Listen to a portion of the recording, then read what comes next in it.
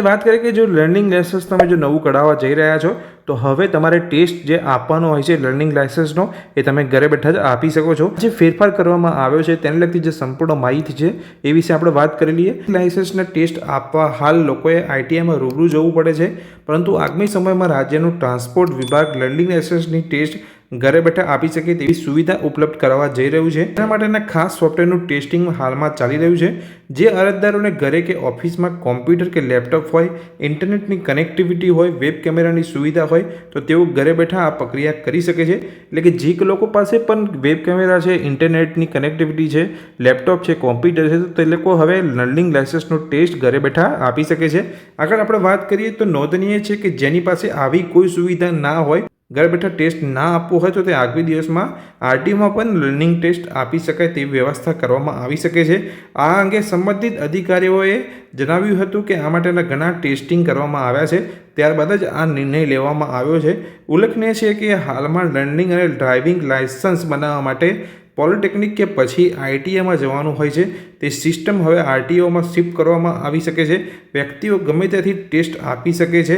ખાસ કરીને ચહેરાની ઓળખ, આધાર કાર્ડના ડેટાનો ઉપયોગ કરીને આ નવી સિસ્ટમ હાથ ધરવામાં આવશે। એટલે જે પણ લોકો અત્યારે લર્નિંગ ટેસ્ટ આપવા માટે આઈટીઆઈ કે જ્યાં પોલિટેકનિકની અંદર જઈ રહ્યા છે તો તે લોકો હવે ઘરે બેઠા પણ આ ટેસ્ટ આપી શકે છે। નવું લાયસન્સ કઢાવવા માટે જઈ રહ્યા છે તો તે લોકો માટે પણ આ સુવિધા ટૂંક સમયની અંદર શરૂ કરવામાં આવશે। અગર દોસ્તો વાત કરીએ તો અહીંયા જોઈ શકો છો તમે કે ગુજરાતમાં હજુ નવી સિસ્ટમ અમલી બની નથી, પણ મહારાષ્ટ્રમાં કાર્યરત છે। જે લર્નિંગ ટેસ્ટનો જે ઓનલાઈન કરવાનો જે અત્યારે ફેરફાર થઈ રહ્યો છે એ ઓલરેડી જ્યાં મહારાષ્ટ્રની અંદર લોકો લર્નિંગ ટેસ્ટ ઓનલાઈન ઘરે બેઠા આપી શકે છે, એ સુવિધા ત્યાં ઉપલબ્ધ છે।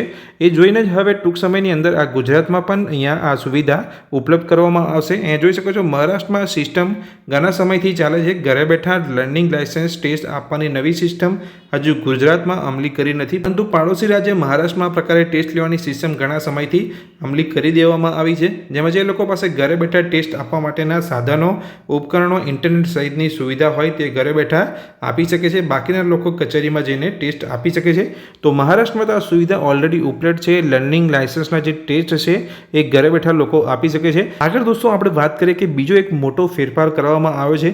ઉમેદવારના 60% જવાબ સાચા હશે તો પણ હવે લર્નિંગ લાઇસન્સ મળશે।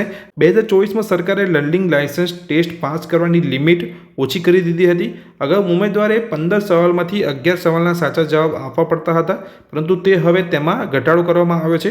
હવે લર્નિંગ ટેસ્ટ પાસ કરવા ફક્ત 9 સવાલના સાચા જવાબ આપવાના રહેશે। એટલે કે અરજદારે માત્ર 60% પ્રશ્નોના સાચા જવાબ આપવાના રહેશે। જો 60% સાચા જવાબ આપો છો તો પણ તમને અહીંયા લર્નિંગ લાઇસન્સ મળી શકે છે। તો હવે પહેલાં જે 15 સવાલમાંથી 11 સવાલના સાચા જવાબ આપવાના હતા, પરંતુ હવે તેમાં ઘટાડો કરવામાં આવે છે અને 15 સવાલમાંથી જો તમે 9 સવાલના અહીંયા સાચા જવાબ આપો છો તો તમને 60% પ્રશ્નોના જવાબ સાચા હશે, તેથી તમે અહીંયા લર્નિંગ લાઇસન્સ મેળવી શકશો। આ એક બીજો મોટો ફેરફાર કરવામાં આવ્યો છે સરકાર દ્વારા।